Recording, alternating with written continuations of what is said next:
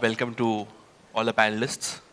And I'm sure the topic is quite an interesting one, especially depending on the time of the day or the day in the week you pick this topic. The developments seem to always change. So let me just start with some opening remarks from all the panelists, broadly in terms of, and I'm sure if you were having this panel 1 year ago, it would have been very different observations. I mean, starting with credit line into wallet, digital lending guidelines, app bans, co-branding, credit card master directions. I think it's not yet done. BNPL regulations, one years, still is not yet out. So let me just start with Bhavik first, in terms of what the current climate you feel is, and then we'll go to the others. All right, that's a very interesting start to this session. And Anu, while you said that if we were to meet 1 year ago, how things would be very different than they are right now in the fintech ecosystem, I think I'd love to take all of us back a decade, right? When fintech was just a new buzzword coming up, first wave of wallets, and nostalgically takes me back down to my last venture and early days of It's Cash, and PPI or prepaid as a license was the first thing that the RBI came out with and innovated with the regulations. So I think from there to now, I think it's been a world of change. And I think what has also happened interestingly is, I think two positives, right? One is I clearly and very strongly believe that India is the most vibrant fintech ecosystem in the world right now. And I think the regulator is keeping pace with being as vibrant as possible. That's the best way to put it. We haven't seen the regulator this active, and every year the regulator is getting definitely more and more active, proactive, and everything in between. We always used to say, many years ago, if you'd ask me, I'd keep saying, the regulator is not being able to keep up pace with tech, right? But I think there's a lot of headway that they're making. And be it not only more clarity, more clearer rules of the game when it comes to digital lending. And I think I would like to start with a point of appreciation that a lot of the regulations we are seeing, at least in the last couple of years now, Anu, and you and me were talking about this even before this panel started, it's not coming out as a surprise anymore.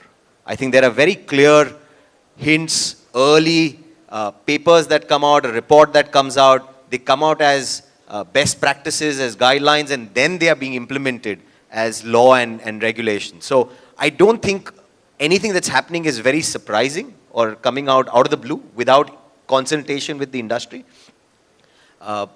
As industry folks, I think all of us will always agree our relation with the regulator is always like parents and children, right? It is our job to keep complaining that the parents aren't doing enough, and the parents' job to keep enforcing a lot of regulations and guidelines. But I think in that tug of war, at least one thing that's great is the rules of the game are being defined.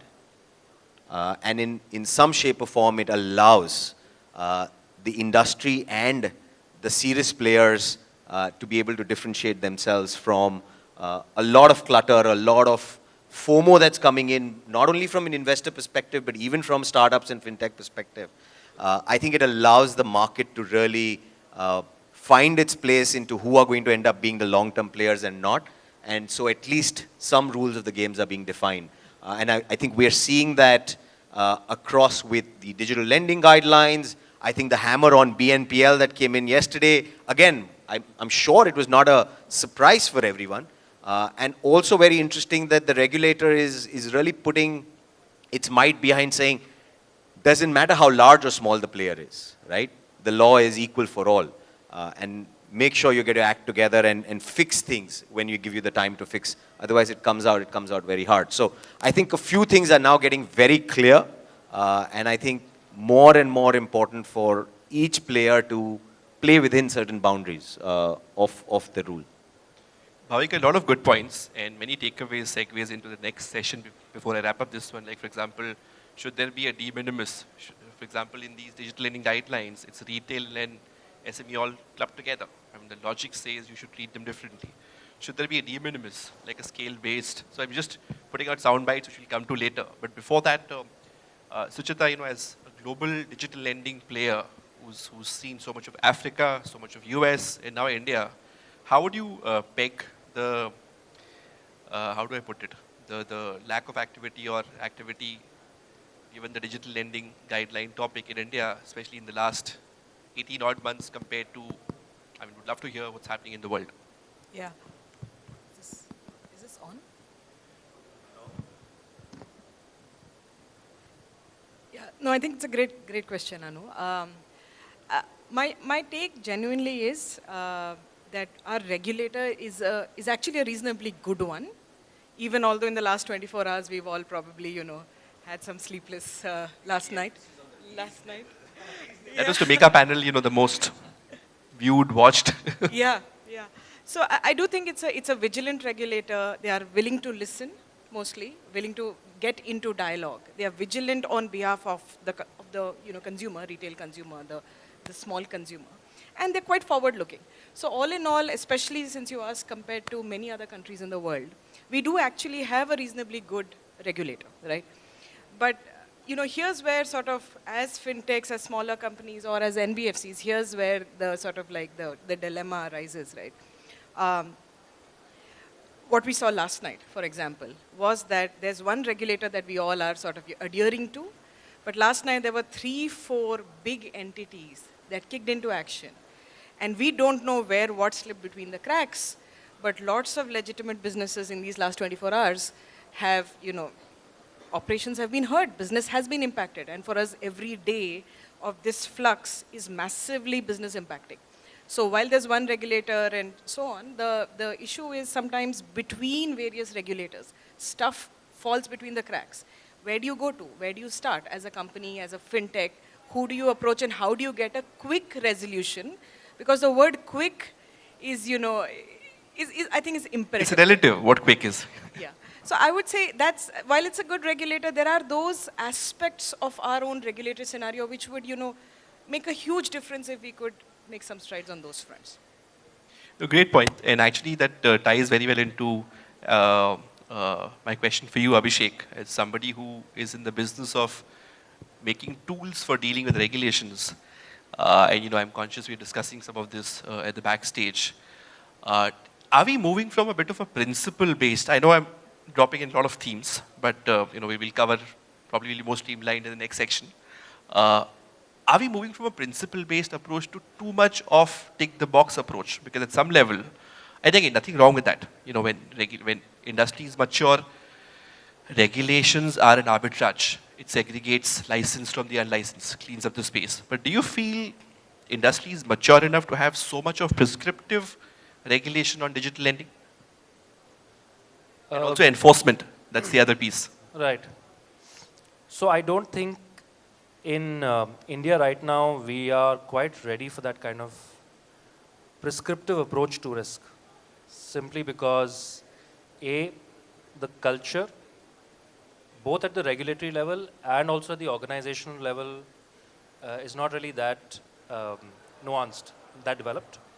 Secondly, most organizations across fintechs, and if you really think about most fintechs and most financial players in this country, just don't either have the budgets, the pocket, or the ability to implement many of these tools and technologies that would allow even a sort of tick box kind of activity, even if they had to do that in today's date.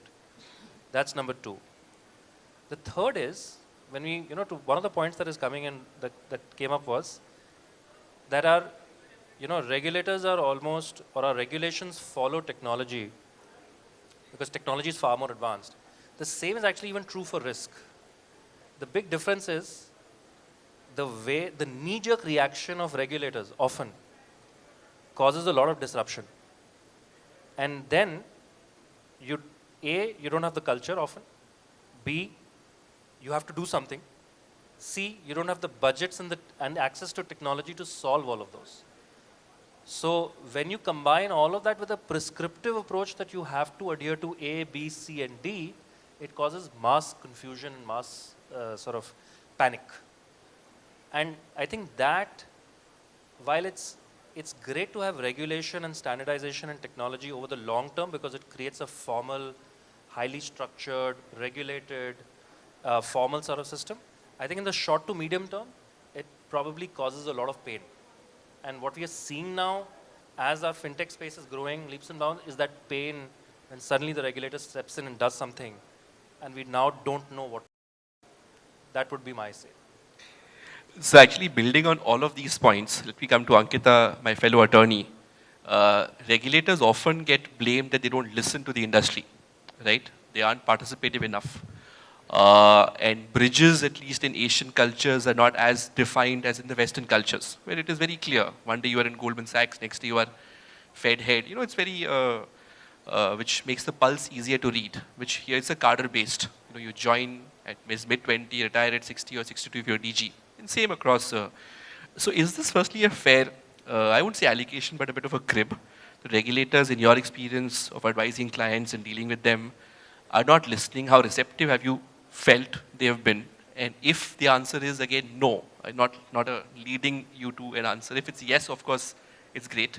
Even then, a lot can happen, by the way. But if it's no, what do you feel regulators can do, and also what industry can do? Because many times one feels the industry also does not give the comfort that they are adults to the regulator.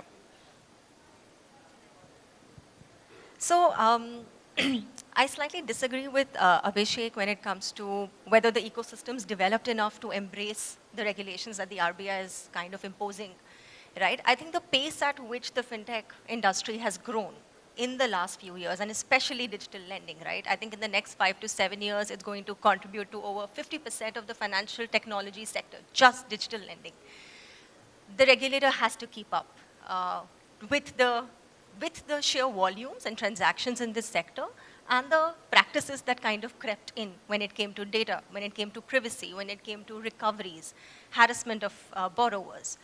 So to my mind, when I look at the RBI regulations, like Bhavik said, there's been a consultative approach. There have been working papers, there have been stakeholder meetings trying to understand the ecosystem so that there can be slightly well-tuned, well-thought-out, more focused regulations in the sector.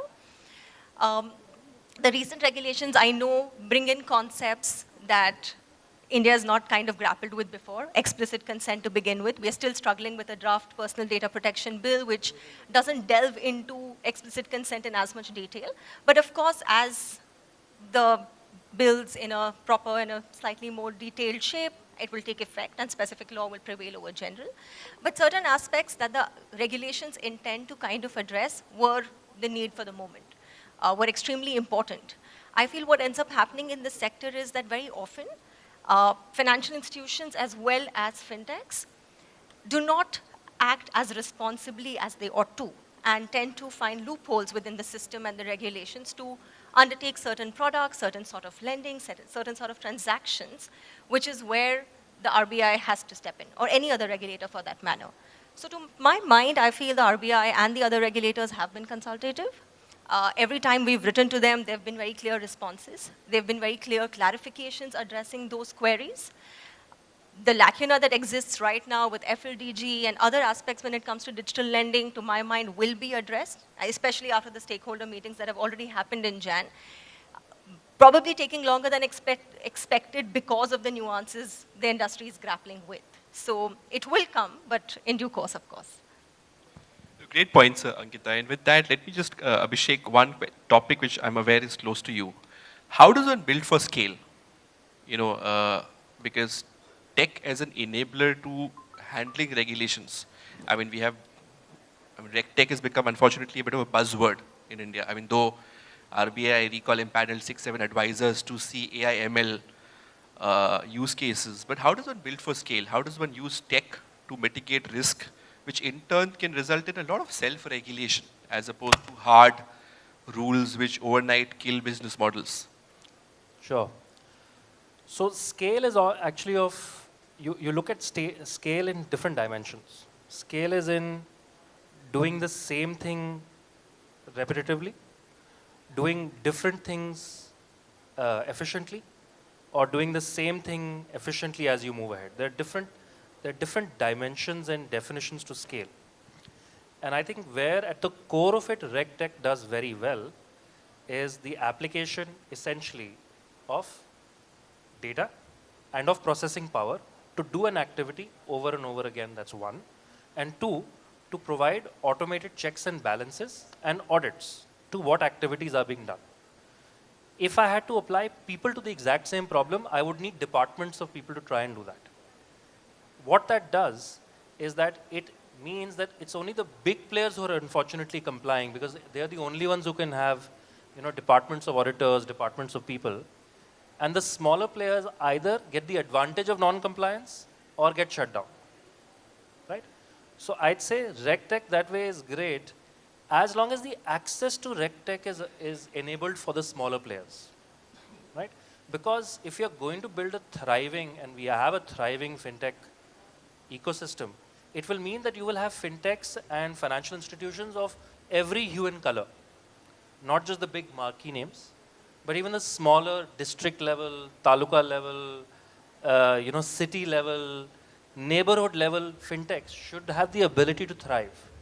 But they will only be able to thrive when there is RegTech that is enabling them to do them, because it becomes cost effective and it enables compliance.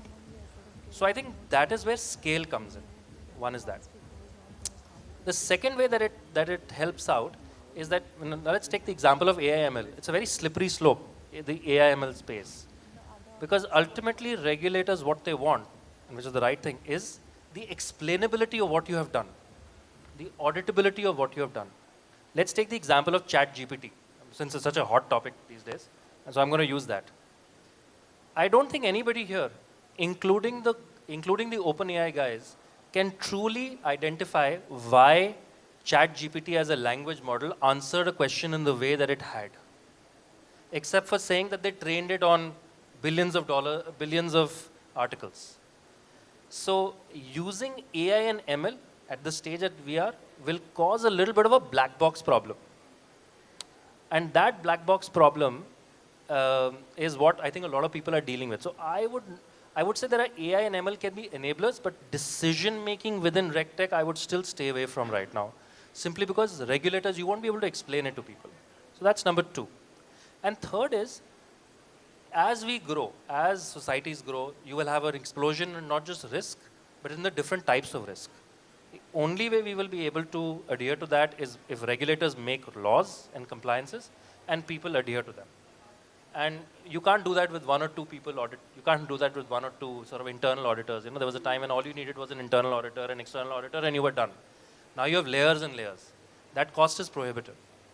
So I think as we move ahead, it's just to comply to these different dimensions of risk, you will need RegTech. Regulators have to be very open to enabling those RegTechs even for the smallest of players. Right now, I think, unfortunately, the focus is on the big banks, the big financial institutions, the big players. That just creates very perverse motivations for smaller guys to remain small and not comply, because then they're sort of under the radar. I think those are the 2-3 things I would say. Actually, just out of curiosity, a quick follow-up to this.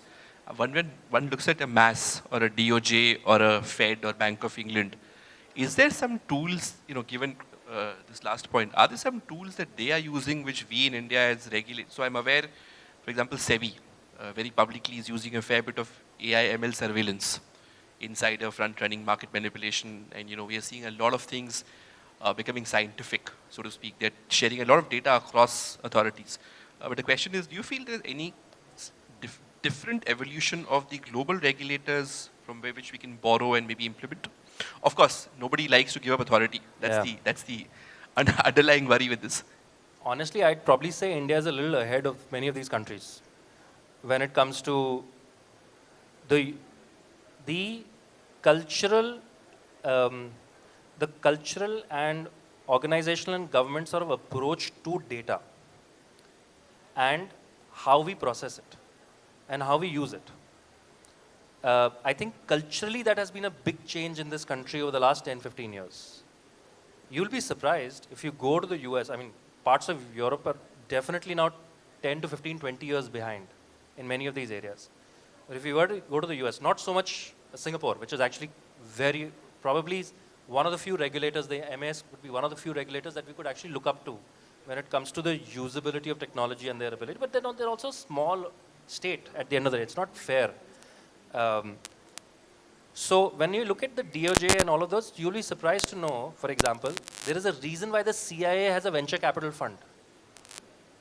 The reason why the CIA has a venture capital fund is because they know that it's easier to invest in startups to do their work than to actually put it in the Department of Defense.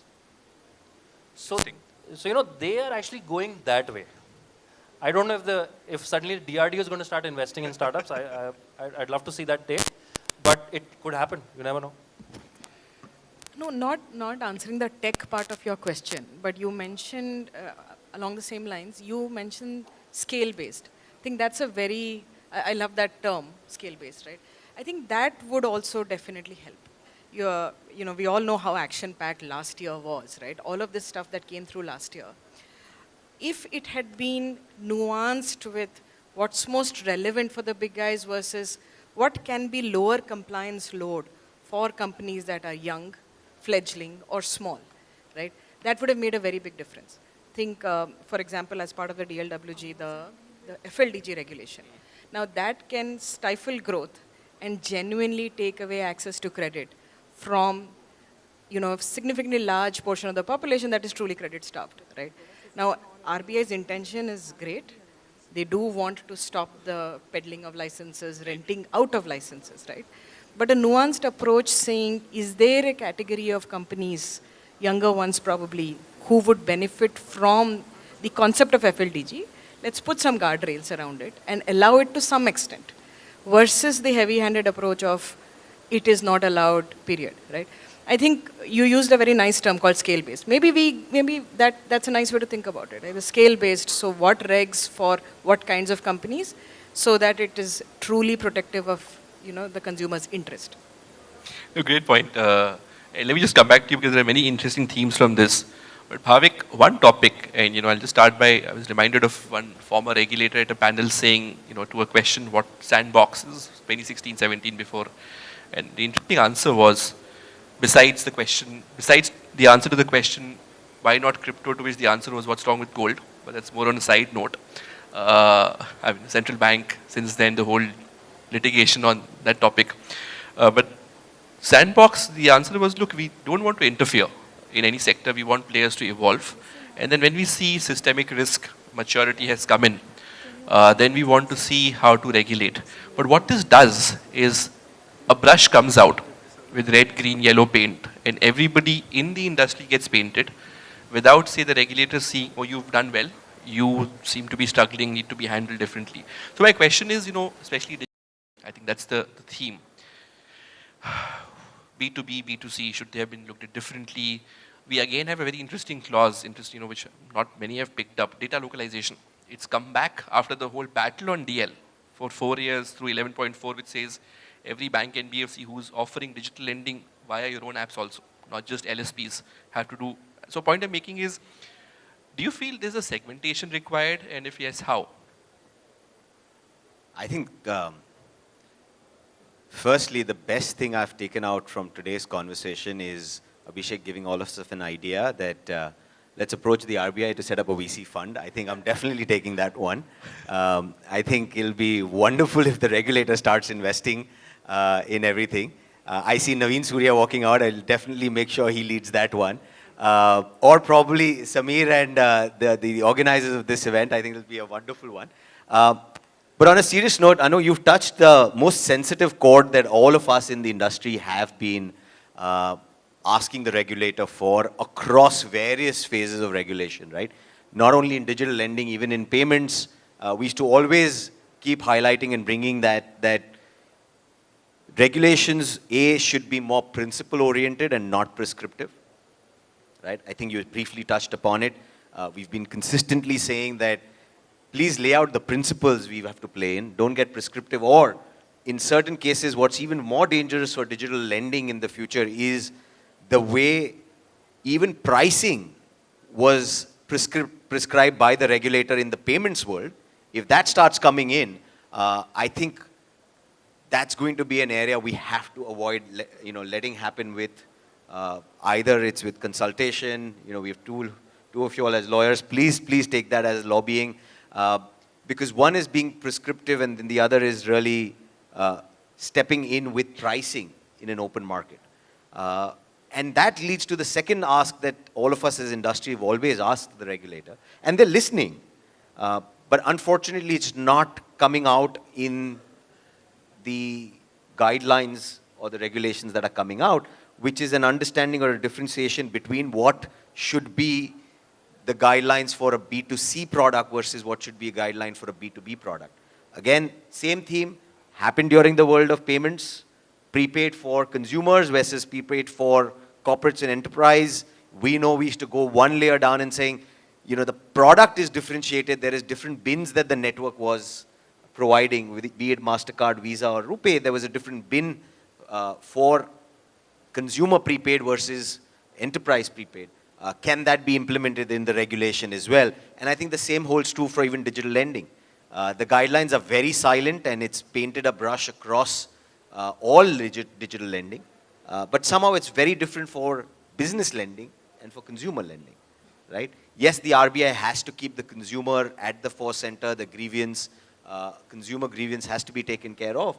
But at the same time, it's the government and the regulator always talking about small business as priority sector, right? And the need for, filling the credit gap for boosting small businesses Inclusion. in India, right? And I think that's something that from our theme as the finance ministry has, as the government has, to literally being able to penetrate that downwards. One of the positives though that has happened and is happening over the last decade, I have a few banker friends out there also I see in the audience. And I think one of the best things that's happened for the fintech ecosystem, even for digital lending, is now at least the debate has gone away between saying bank versus non-bank, right? I think we're seeing a lot more collaboration happening. These guidelines now are just that much more timely or play that much more important role that now finally when the industry, the large banks are now looking at working that much more closely with fintechs. That is already happening. These guidelines should just help foster that and boost that a little more rather than, one step ahead and two behind. And I think it's all going in the right direction. It's just those gray areas which are always left as gray need to be a lot more transparent. And as long as they remain as principle oriented, I think we are going to still see a very resilient, just like everything else Indian, I think even the fintech ecosystem is resilient. We are seeing growth irrespective of all of these speed breakers. But for making this, literally this space keep up, I think the talk from the central government to then it coming down to the regulator should happen. I know you and me were talking and briefly discussing that we just saw the budget happen. 2-3 great themes coming out from the budget for fintech. Great stuff coming out. I think, I have a friend from the bureaus also here, and I think it's lovely that at least for small businesses, there's clarity that, the PAN card is now the central identifier. There's no ambiguity. It's not Udyog Aadhaar like we have for the consumer. So good things happening. There is a lot more focus around what should happen with the GIFT City, one window clearance, timeliness of licenses to get approved. So there are a lot of positives also coming out. That theme just needs to transpire across all the stakeholders, as Sucheta was saying, that not only the central government, the Ministry of Finance, but all the regulators. I think if there's just more sync on all of this coming together, I think we're just going in the right direction. No, great points, Bhavik. So slightly now changing tracks. This was more about how life can be better. Now I'll bring in the other perspective, wearing the hat of the regulator. And let me bring in, the legal perspective and a global lending perspective. See, the allegation regulators often made, both publicly and privately, is that you're not looking at the spirit, right? You're trying to be cute, right? And this is often, if you look at SEBI, it's very prescriptive, which is why the innovation of the fintech has been limited to RBI, not even much in insurance because, those are different products altogether. And they take great pride, and they should, saying that we leave it open. We let you play till a risk comes in. And there are good, bad, ugly, all kinds of players. And there's a speed, as an 18-year-old, if you get an F1 car, let alone finishing, you might crash, right? So especially the central bank doesn't like too fast. And I think also one theme which is coming up a lot when you all go for a PSO licensing, a payment aggregation, NBFC, P2P, all the various, or ultimately a banking is fit and proper. Now, what is fit and proper is quite like a bit of a, Bhagavad Gita, kind of, it's a beauty is in the eye of the beholder. It is governance, it is risk management, it is, your systems and internal, external stakeholders. So my question is, again, more rarely one gets to, as a regulator, ask this question because they wouldn't ask like this, is what can the industry do better? At some level, as they say, perception is reality, right? And digital lending as a sector, because of not everybody, but some players, of course. What can the industry do better to build that confidence with the regulator? And why I'm asking this question is ultimately everybody someday wants to be a bank, whether it is 5 years, and we'll come to the whole digital bank piece after this. But ultimately, if you want to even be an NBFC, and I'm conscious, the whole deposit taking, like you trace the history, deposit taking NBFC route was shut late 90s because of all the offering restrictions. Wallet, KYC mess, correct? Payment aggregation, data mess, right? NBFC, digital mess. Banks, NPA. So every, you see, relaxation has led to something which has resulted in a cleanup. So my question is, and this is open to this group, starting with you, Ankita, what can the industry do better? Because we as lawyers often get asked, how do we get around this? As opposed to, how do we stay within the spirit? So, okay, let's maybe probably focus on the lending sector. I think three fundamental concerns that were very apparent from the sector were subprime lending, NBFC as a license, and just customer privacy, right? And again, these were focused from a B2C perspective. So I sympathize with Bhavik when he says that the guidelines are not catered or curated for a B2B business. And that is a concern, and it will hopefully evolve with time. But the idea is very simple. I think the RBI, with its regulations, any regulation for that matter, payment aggregators, NBFCs, it's trying to solve for the mischief. And the idea is to ensure that that mischief is not being undertaken by the ecosystem in any manner. So when you look at the guidelines from that lens and try and identify the specific concern that the regulator is trying to fix, and if fintechs act responsibly and consciously make an effort to address that mischief and not undertake product structures, loopholes in the law, tangential ways to do the same thing, do things. Then the business becomes commoditized, which is the allegation. Then ultimately, you really cannot innovate and do something differentiated. So I disagree there. I don't think that would kill innovation at all. It wouldn't commoditize. There are different ways and different products can be structured, but you could still do it within the regulatory framework that's been laid out. There are banks trying to be fintechs and fintechs trying to be banks because you're trying to solve for each other's problem. But every lending entity, even today, if you look at the business models, structured differently, catering to a different sector, providing lending, which would be across all parameters, but in a different manner. So I don't think it stifles growth in any manner. It's just about trying to operate in a manner that is consciously trying to address the concerns that the regulator has. I totally agree with Ankita. I think, I was going to ensure there is no self-plugins or pitch for GetVantage at all. But my co-founder and my team told me to highlight this, that irrespective, and talking about digital lending, through all of this, new regulations, change, ambiguity under FLDG, happy to say we've always been on the clear side of the regulator, and not a day has gotten affected in business for us. And I think it is possible. So one is that as an industry, it is very much possible to build your business that is, always compliant. And I value and credit a lot of that to our collaboration approach with the large banks and lenders.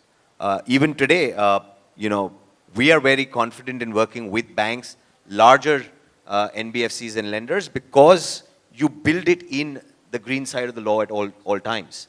But to your point, I know there has been, various subcommittees within the fintech ecosystem that whenever there is this concept of what should the industry do, I know during the payment days, we've also made sure that we set up self-regulatory, industry doing a self-regulatory body. There are multiple groups that come together and are able to at least make a core group that is representative of the industry as well. And I think for those things to also be successful, I think the only step forward that the regulator has to allow happening is trying to differentiate what is systematic risk and what is not systematic risk, right? If the industry, I think the industry is of mature adults. Let's understand that there is a lot of capital at stake, global and local. There's a lot of responsibility in making that capital continuously return value. India has kept showing that through all of this regulation. So I think the industry is mature. The industry understands that it also has to self-regulate itself. I think the only interesting ask would be if we can at least differentiate between, and to an extent the regulator has done that as well. Let's reflect on that, right? There has been a slightly higher tech or core banking implementation for larger NBFCs that are systematically of risk to the economy, right? And so I think even if in the regulations, if that is allowed, so there are all those playing pieces there. Like you said, sandbox is available. If there is a little more differentiation between what is systematic risk and what isn't, right? I think then the industry, along with that, can tag team and make sure that there's self-regulation also within the industry players. And I think most of serious players in the industry, when it comes to at least lending, are very closely and in tandem working with the large players. So the banks are involved, the very large wholesale lenders are involved, and very small fintechs are involved. And I think that combination can self-regulate itself if at least the right principles are laid out. No, and that's a great point. I'll give you an example. 3 years ago, when there was be an issue on interpretation, might would be right. We would see a fight that, you don't know what you're talking about. Now, if a licensed player, I'm talking about, the world we see, I respect your view if you're licensed, because ultimately, it is your neck on the line. So even if I feel you're being overly conservative, I'll only give you logic to be able to deal with it, but not go beyond the point. Conscious of time, let me just move to the last theme, which personally is the most interesting and would love to hear. But thank you so much for that power pack session. I'm sure we all have thoroughly enjoyed it. Thank you for the brainstorming session.